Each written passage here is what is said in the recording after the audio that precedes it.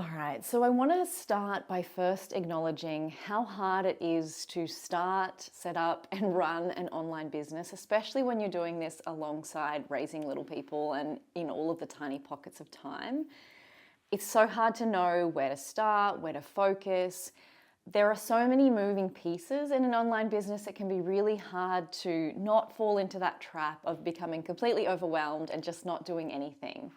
And I think this is where it's so important to prioritize your nervous system, which feels ironic when I'm talking to a bunch of yoga teachers, but I too have fallen into the trap of trying to push my way through building a business, and it always falls flat. I always get stuck. I always hit that roadblock of being so overwhelmed that I literally can't do anything, and I sort of stall on any momentum that I've created. So I think at the heart of it, use those skills of yoga to start by focusing on being grounded and level and methodical and not feeling like you have to do all of the things all at once. And so in knowing all of those things, I want to focus today on two really simple ways you can get started building a paid product or a paid offering for your online yoga business that aren't super complicated, that aren't going to take a huge number of tech skills to get started, and that you can literally get started selling today. And the reason I want you to keep it super simple is because there is no point, and I see this so often, yoga teachers and other wellness professionals building out this full 6-week or 6-month course, spending a year or more building it, and then they go to sell it and there is no response. There's crickets. They haven't put their energy into building an audience, or maybe they have an audience, but then they haven't spoken about the course with their audience. So when they go to sell it, nobody's actually interested in that product that they're offering. A much better approach to selling in an online space is to be getting feedback from your audience from the day you start. And this is why creating really low cost and low time on your part products or offerings is so important, because if you can start selling what you're offering before you've even made the product, then you're going to be able to see, is this what my audience wants?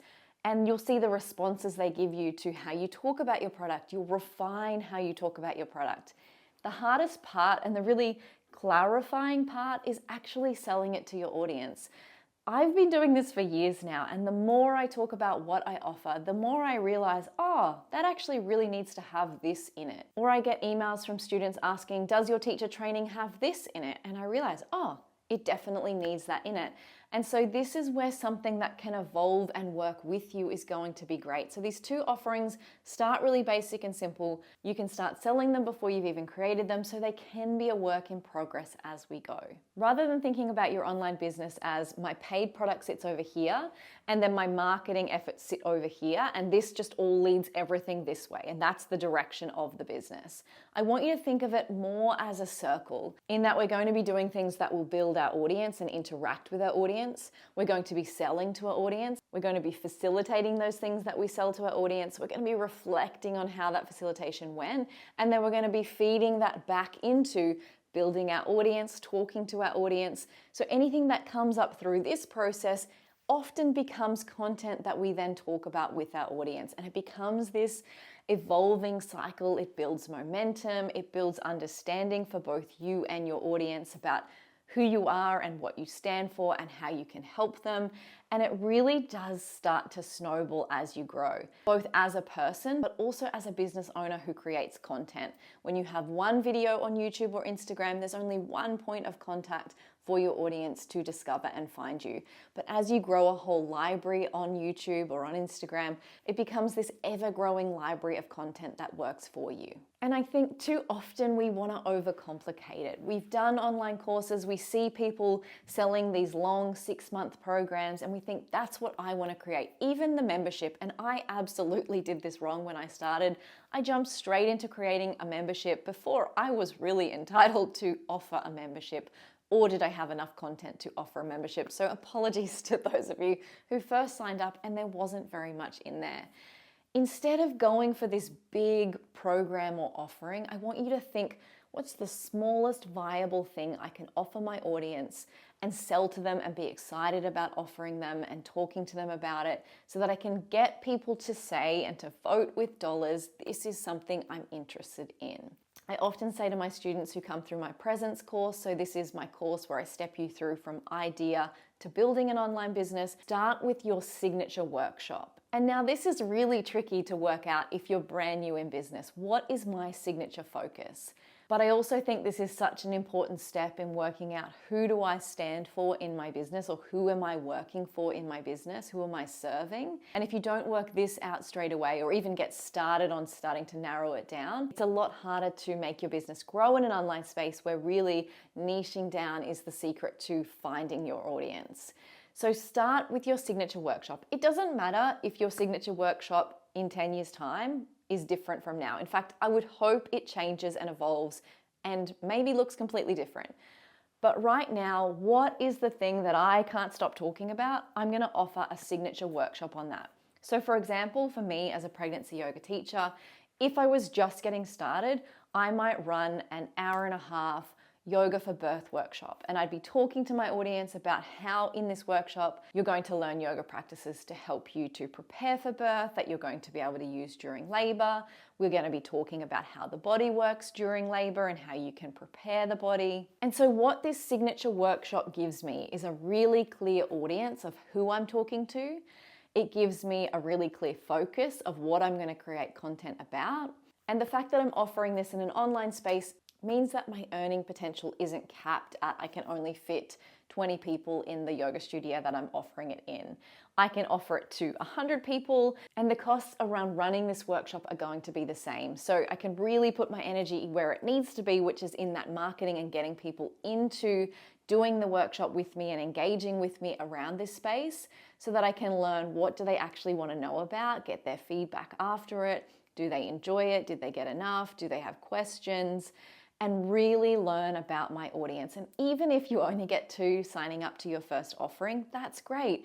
You can really have an intimate connection with those 2 people in your audience, learn from them, come back and check with them after they've given birth and see if they use any of those tools. Can they give you a testimonial that you can then use next time you offer this workshop? And to get into the real nitty-gritty of how you're going to offer it, to start with, just do a live workshop on Zoom. You don't need to make it fancy. You don't need to have technical camera equipment. It's okay if the video and sound quality isn't amazing. People are very familiar and comfortable with the quality of Zoom these days. That is fine to offer.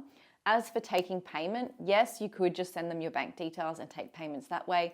I like to use PayPal invoices. It's a little bit more professional. So you can send them a PayPal invoice. You don't even need a website to take payments. And alternatively, if you don't love Zoom, you could do a YouTube or a Facebook or an Instagram live and just have the accounts private, and so that only those people who sign up and pay can join the workshop. And now I know you're probably already thinking, but Bettina, isn't the whole point of an online business that we automate it and that it can work for us while we sleep? Which, yes, eventually you'll get there, and that's how my business runs. So I put things on YouTube and Instagram for free. I share them on my website. I share them to Pinterest. People find me while I'm sleeping.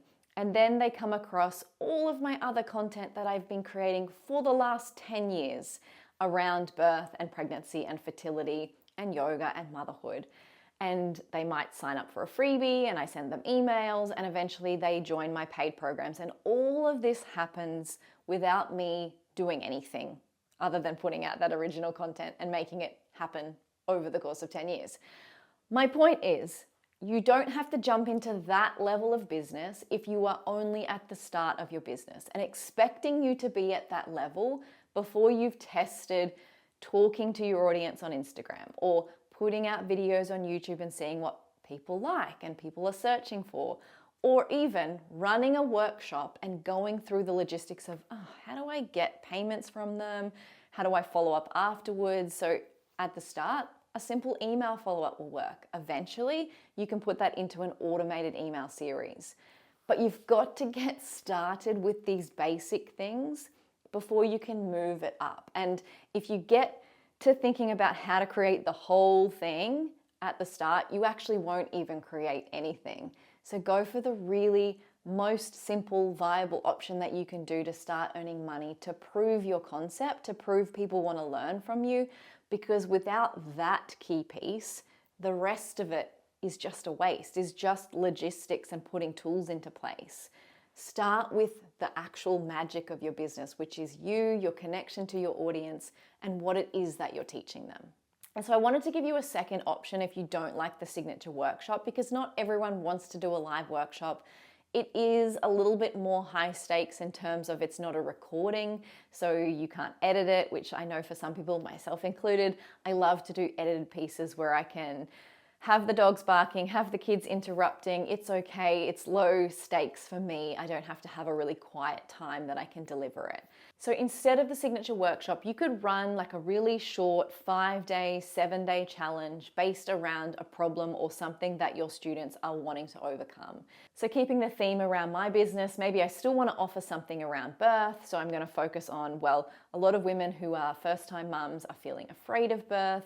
So maybe I could do a 7-day mini challenge around overcoming the fear of birth and really preparing your mindset to be really positive about birth. So I could do a 7-day little challenge, and I could deliver this in maybe like a WhatsApp group, or I could send it via email. I could even do it in a Facebook group if I wanted, or a private Instagram account.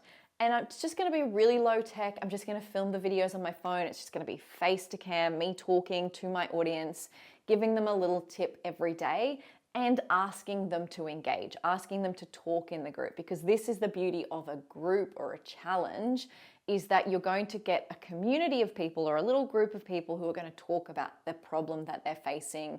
And often a lot of the magic of my programs actually comes from the interaction of the women within it. Not me delivering the magic, but in the shared community of going, me too, I really struggle with this too. And hearing that, and then hearing how other people are working through it, is really helpful. So facilitating a group challenge like this can be really great for both your clients and your students, but also for you, again, for your learning around, what is my audience actually struggling with? What are they talking about? How can I build those solutions in my business to offer as paid products to them to help them with those problems? So if you've made it all the way through to this part in the video, I want to issue you a personal challenge. I want you to type in the description box which of these two options you're going to go and create. Are you going to create the signature workshop, or are you going to create a short little mini challenge?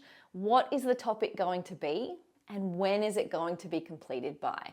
And then I'm going to hold you to it, because this is honestly the biggest part of running a successful business, is setting your own deadlines and then holding yourself to them. Because in our workplaces, we go to work, we have a boss that tells us what to do and by when, and most of us get it done. But in an online space, ideas are endless, there are no deadlines, and we are responsible for whether we get it done. If you'd like more information and someone to step you through from your idea to making your paid product and setting up some of that automation so your business can work for you, I will leave a link below for my course Presence. And if you're wondering what video to watch next, this is the one for you.